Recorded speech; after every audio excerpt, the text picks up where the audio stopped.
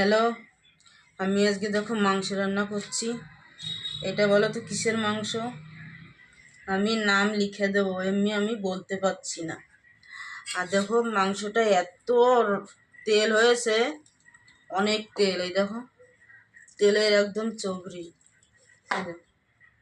অনেক তেল হয়েছে। তো এই মাংসটা রান্না করব। নতুন আলু কিন্তু আমি ছিলকা ফেলেনি। এরকম ছিলকা শুদ্ধ রান্না করে খেতে কিন্তু খুবই ভালো লাগে। তো চলো এবার আমি রান্নাটা করছি, দেখো। কড়াই গরম হয়ে গেছে আমার, আর যে সরষের তেল দেবো। তেল আমি অল্প দেবো, কি ওই মাংসটা অনেক তেল হয়েছে, এই জন্য তেলটা আমি একদম অল্প দেবো। তেল গরম হয়ে গেছে, এখন আমি দেবো পেঁয়াজ কুচি।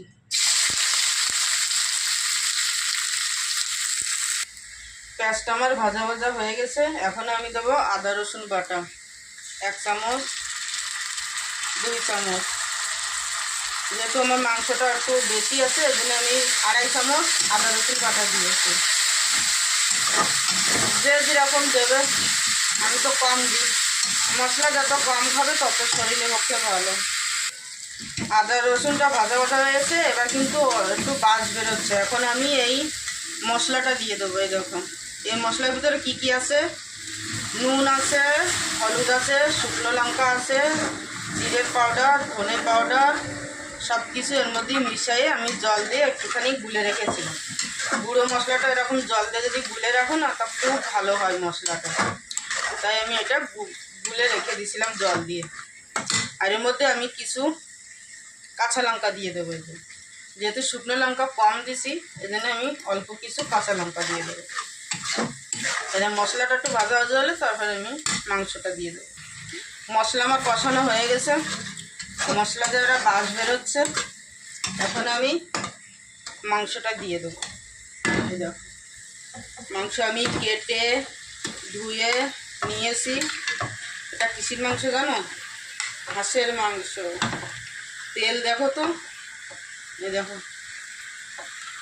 তেল হয়েছে খুব। হাঁস, এটা কিন্তু দুটো হাঁস রান্না করছি আমি আজ। এর জন্যই না আমি মশলা কষানোর সময় অনেক তেল কম দিছি। দেখো তেলটা দেখো, অনেকদিন পরে খাচ্ছি হাঁসের মাংস। খুব ভালো লাগে হাঁসের মাংস খেতে, বলো, টেস্টি। যারা খাও তারা জানো কতটা ভালো, আর যারা খাও না তারা তো জানোই না মাংসটা কেমন। কিন্তু হাঁসের মাংস খেতে খুবই টেস্টি।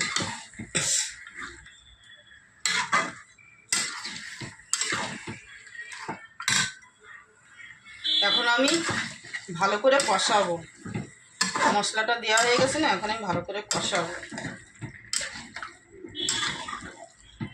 হাঁসের মাংস তো একটু হাড্ডি হয় বেশি। দেখো কত লম্বা লম্বা হাড়, নদী পার হওয়া যাবে ভালো করে।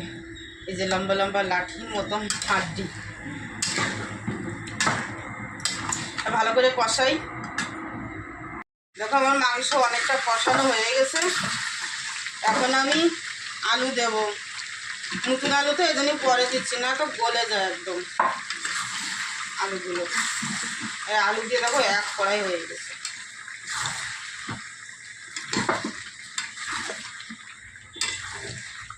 কষানো আগে প্রথমে দিলে না আলু গলে যায় একদম।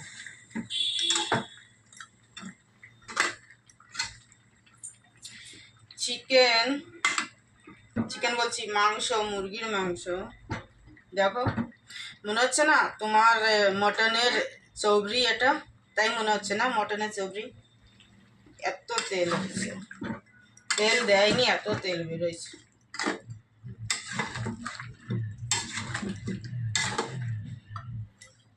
আর একটু কষাবো, তখন জল দেবো।